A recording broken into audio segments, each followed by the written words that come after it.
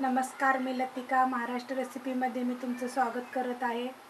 आज तुम्हाला मी शेंगदाण्याचा माद्या बनवून दाखवते। त्यासाठी लागणारे साहित्य हे बघा, 250 ग्रॅम शेंगदाणे आहेत। हे कढई गरम करत ठेवली बघा। मी पहिले शेंगदाणे भाजून घेते।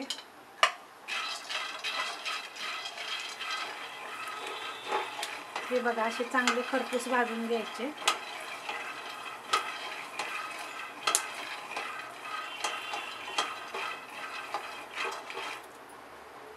बघा, आता शेंगदाण्याचा आवाज तडतड यायला लागला।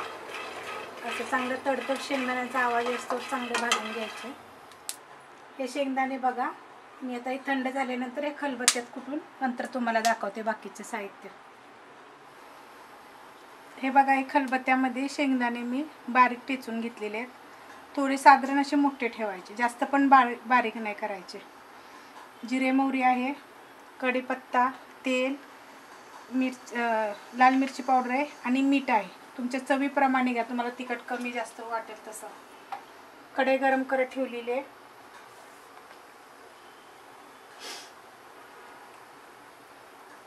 त्याच्यामध्ये बघा, ही 1 चमचा तेल ओतलं,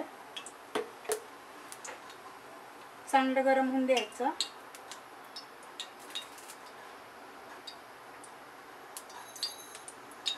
जिरे मोहरी,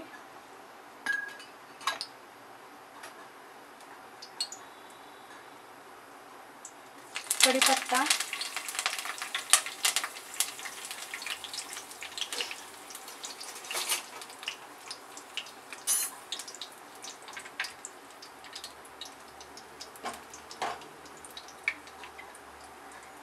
आणि बघा लाल मिरची पावडर आहे।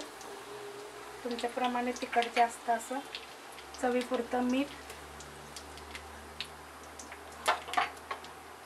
आता हे चांगलं हलवून घ्यायचं आणि ह्याच्यामध्ये बघा पाणी वापरायचं।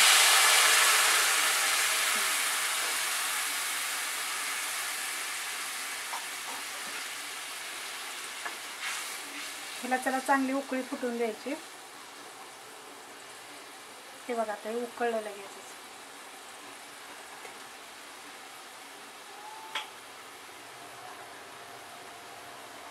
हे बघा उकळलं। आता ह्याच्यामध्ये हे शेंगदाण्याचं कूट टाकायचं।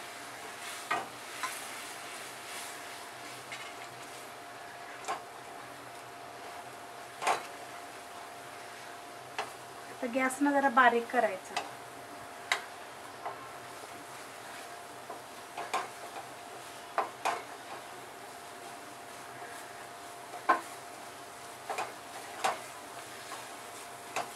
आता एकदम गॅस बारीक करून हे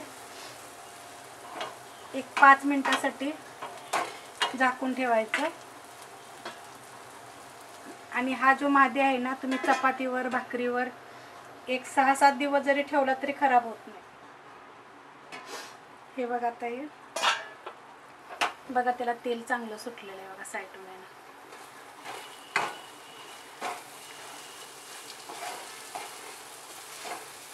तुम्हाला पाहिजे असेल तर ह्याच्यापेक्षा तुम्ही सुक्का अजून बनवू शकता।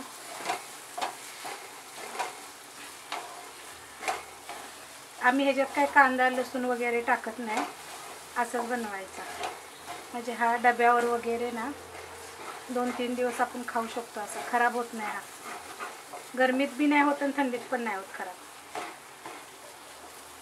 जर हा शेंगदाण्याचा जर माद्या आवडला असेल तर लाईक करा, सबस्क्राईब करा, कमेंट करा आणि शेअर बी करा।